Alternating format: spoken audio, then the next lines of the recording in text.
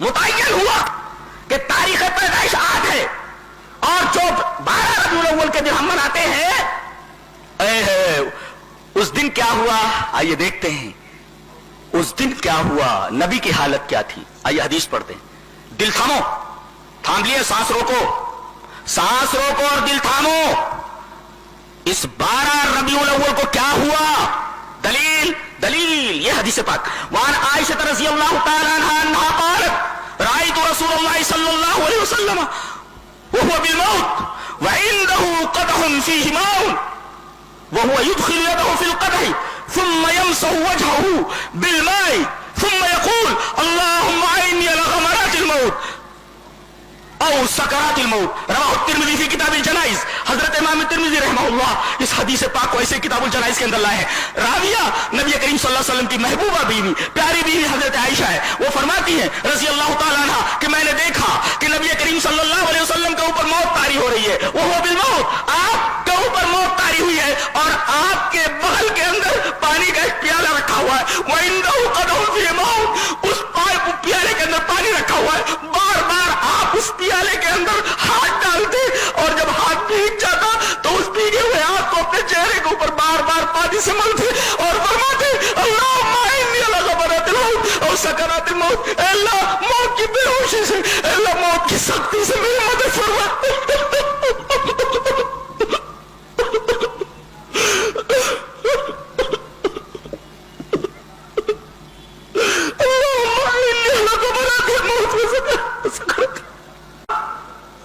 موت کی بے ہوشی اور موت کی سختی پر میری مدد فرما. حضرت عائشہ کیفیت بیان فرماتی ہے. یہ تو روایت ہوئی ترمذی کی جسے حضرت عائشہ نے روایت کیا ہے. خود حضرت عائشہ کی کیفیت کیا تھی وہ ایک حدیث میں دیکھتے ہیں. حدیث اس طرح. وعن عائشہ رضی اللہ تعالی عنہ قالت مات النبی صلی اللہ علیہ وسلم وانه لبین حاقنتی وزاقنتی فلا اکره شدت الموت لاحد ابدا بعد النبی صلی اللہ علیہ وسلم. رواہ البخاری فی کتاب المغازی. حضرت امام بخاری رحمہ اللہ اس حدیث پاک کو ایسے کتاب المغازی کے اندر لائے.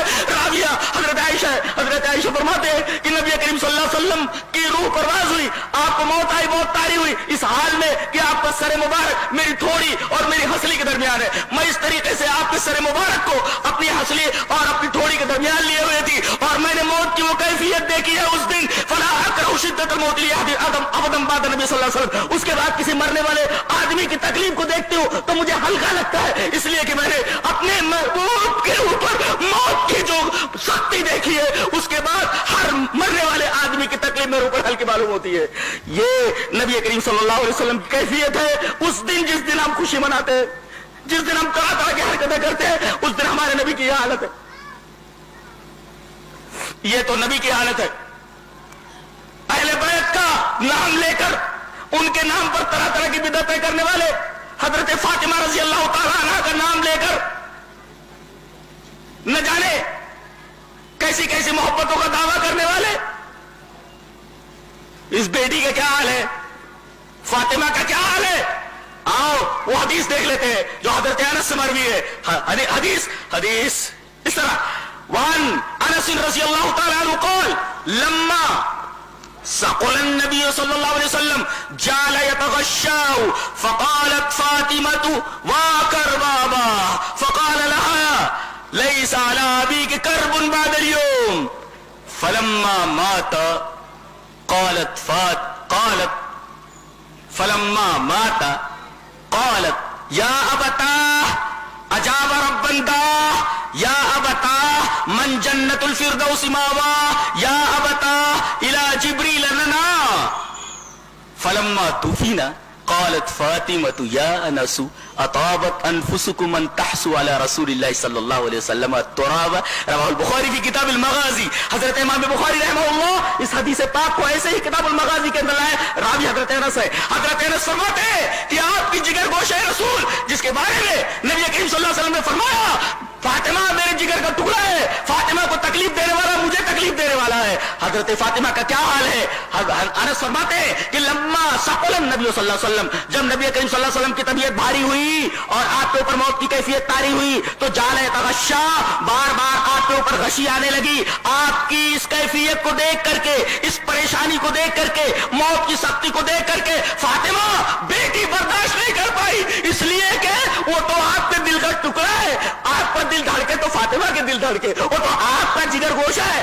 اپنے باپ کی پریشانی کو دیکھ کر کے فرمانے لگی واہ کر بابا، ہائے میرے باپ کی تکلیف، ہائے میرے باپ کی تکلیف، واہ کر بابا، ہائے میرے باپ کی تکلیف۔ نبی کریم صلی اللہ علیہ وسلم نے بچی کو اتنا پریشان دیکھا، کہا کہ میری بچی مت رو، لیس علی ابیک کرب بعد اليوم، آج اس موت کے بعد تیرے باپ کے اوپر کوئی بھی کرب، کوئی بھی تکلیف آنے والی نہیں۔ بخاری کی روایت ہے، بخاری کی روایت ہے، میری بچی تکلیف برداشت کر لے اور اس طریقے کی بات مت کر، میری بچی میری جگر گوشہ، لیس علی ابیک کرب بعد اليوم، آج کے بعد تیرے باپ کے اوپر کوئی کرب اور کوئی تکلیف آنے والی نہیں ہے۔ اور جب آپ کا انتقال ہو گیا فلما ماتا، تو حضرت فاطمہ نے فرمایا یا بتا ہائے میرے ابا، اجاب رب بنتا، اللہ نے بلایا اور آپ چلے گئے، اجاب رب بنتا، رب نے بلایا اور آپ چلے گئے۔ اور یا بتا اے میرے ابا من جنت الفردوس ماوا، جن کا ٹھکانہ جنت ہے، اور فرمایا یا بتا الی جبریل لنا، ہم جبریل کو آپ کے موت کی خبر سناتے ہیں کہ آپ اس دنیا سے جا چکے ہیں۔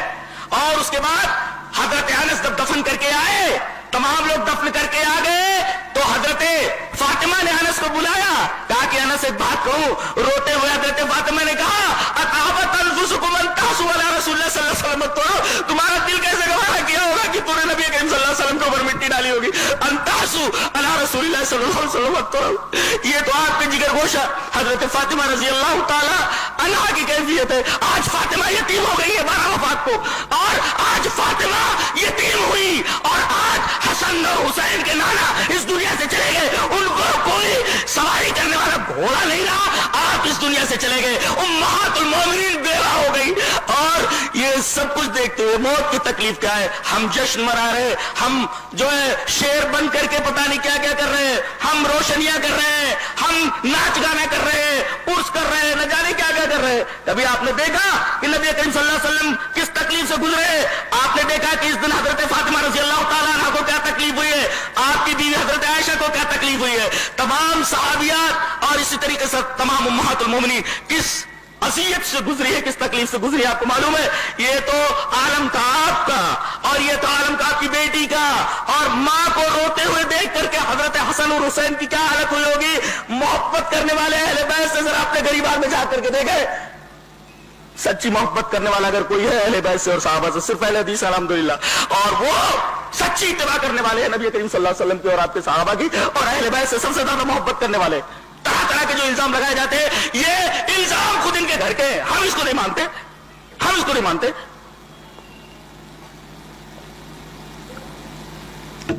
تو آپ کی یہ حالت، جگر گوشہ رسول فاطمہ کی یہ حالت، حسن حسین کی یہ حالت، امہات المومنین بیوہ ہو گئی ان کی یہ حالت، صحابہ کرام کی کیا حالت ہوئی؟ اور دیکھتے حدیث اس طرح، وہاں نبی سلمۃ ابن عبد الرحمن اخبرنی ابن عباس رضی اللہ تعالی عنہما ان ابا بکر خرج وعمر رضی اللہ تعالی عنہ يكلم الناس فقال اجلس يا عمر فابى عمر ان يجلس فقال اجلس يا عمر فابى عمر ان يجلس فتشهد ابو بكر فقال فتشهد ابو بكر فمال الناس اليه وتركوا عمر فقال ابو بكر اما بعد فمن كان منكم يعبد محمدا فان محمدا قد مات ومن كان منكم يعبد الله فان الله حي لا يموت فقال الله تعالى وما محمد الا رسول قد خلت من قبله الرسل والله قال فوالله لكان الناس لم يعلموا ان الله تعالى انزل هذه الايه الا حين تلاها ابو بكر فتلقاها منه الناس كلهم فما اسمع بشر الا يتلوها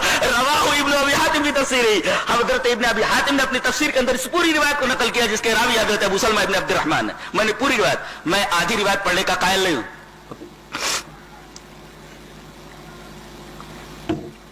مجھے پوری روایت بھی یاد ہو، اور اگر معلوم نہ ہو یہ کہاں ہے تو میں حدیث بیان نہیں کرتا، مجھے معلوم ہونا چاہیے یہ کس کتاب میں ہے اور کس چیپٹر میں اور کس باب کے اندر ہے۔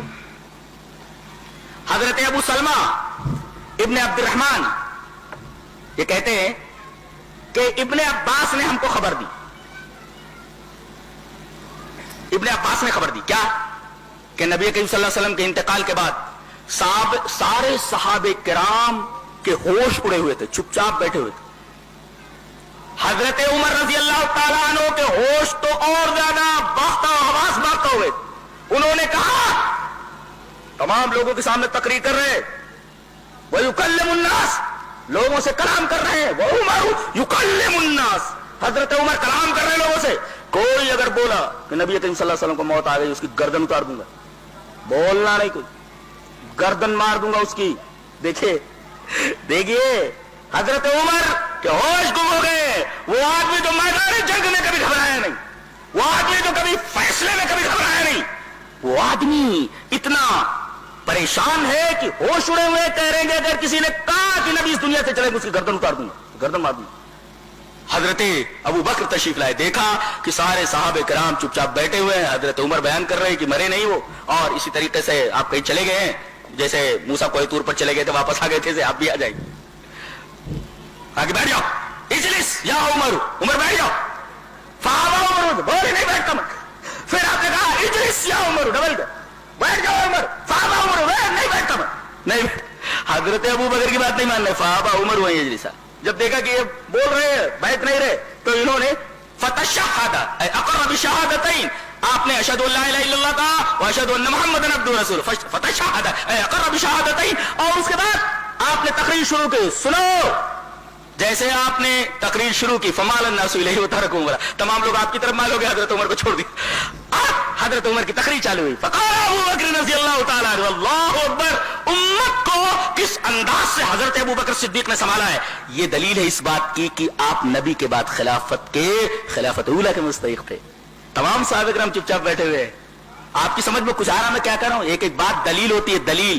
اگر آپ کے ذہن سے کوئی ایک بات, ایک جملہ ادھر ادھر ہوا, ایک دلیل غائب ہو جائے گی. جی, تو دیکھ رہے ہیں حضرت عمر رضی اللہ تعالیٰ عنہ فیصلے میں بڑے ماہر, لیکن یہاں وہ ایک ایسی بات بول رہے ہیں جو بات لوگوں کی سمجھ میں آ تو رہی ہے یا نہیں آ رہی ہے, چپ چاپ بیٹھے ہوئے. حضرت ابو بکر نے اس معاملے کو سنبھالا اور کہا کہ سنو, فمن کان منکم یعبد محمدا فإن محمدا قد مات, جو تم میں سے محمد کی عبادت کرتا تھا وہ جان لے کہ محمد مر چکے, اور جو تم میں سے اللہ تبارک و تعالیٰ کی عبادت کرتا تھا وہ جان لے کہ اللہ زندہ ہے اور مرنے والا نہیں. یہ توحید کی دعوت دی ہے اس وقت. اور یہاں نبی کا حوالہ دینے کی کیا ضرورت ہے معلوم ہے؟ ایک نقطہ بتاتا ہوں, یہ نقطہ لے کر کے جاؤ. میں تو کہتا ہوں توحید کو جس طریقے سے ابو بکر نے سمجھا ہے, آج کے وقت کا بہت بڑا فقیہ بھی نہیں سمجھ سکتا. جانتے ہیں, میں نے اس حدیث پاک پر جب غور کیا, میں تو ویسے بھی قرآن حکیم کا ایک ادنا طالب علم ہوں, اور حدیث پاک کو جہاں تک ہو سکتا ہے میں اس کے اسرار, اس کے رموز کو دیکھتا ہوں, غور سے دیکھتا ہوں.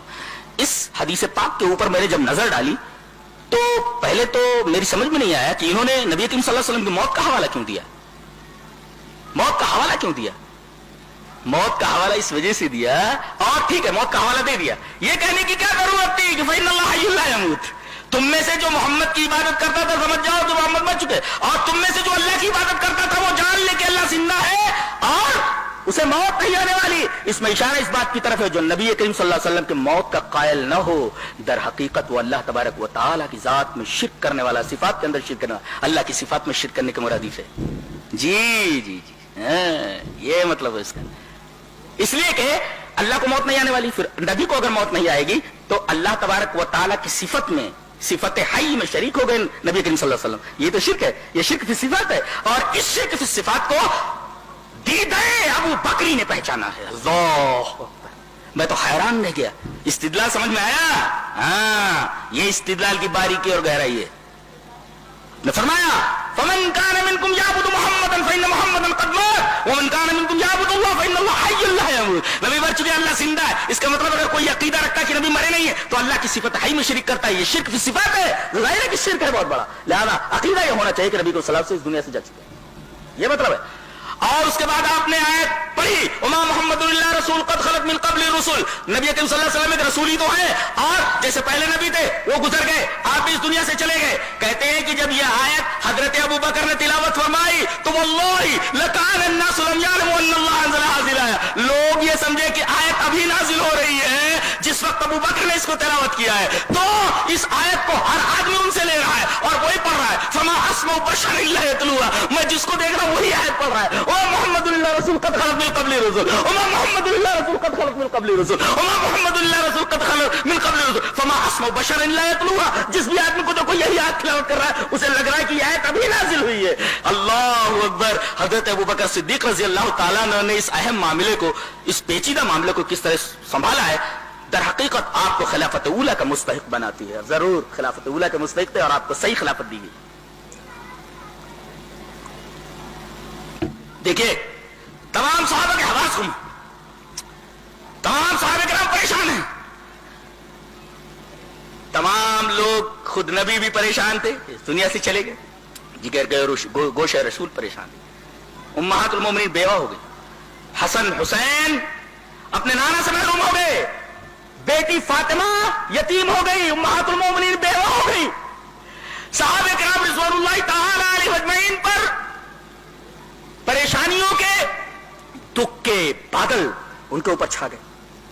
पूरा मदीना सन्नाटे में है। हजरत उम्मे ऐमन रो रही है, आपकी मां, आपकी मां, कौन मां? हजरत अब्दुल्ला की लौंडी। आपकी मां तो आमिना गुजर चुकी थी, ये उम्मे ऐमन है, इनको मां कहते थे नबी करीम सल्लल्लाहु अलैहि वसल्लम। मां है, रो रही है, रो रही है, रो रही है। लोगों ने कहा कि उम्मे ऐमन बहुत रो रही है।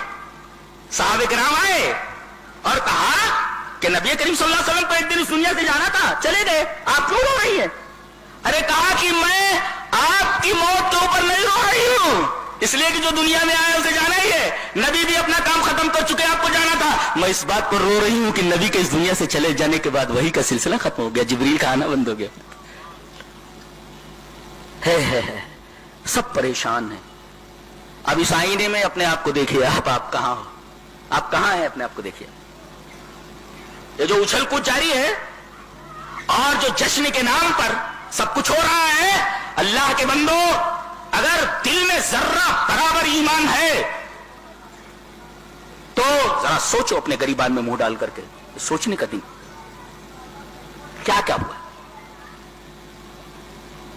बातें तो सब करते हैं, बात वो मानी जाती है दो दलील से साबित। शरीयत में दलील चलती है, बातें नहीं चलती। जो चीज दलील से साबित हो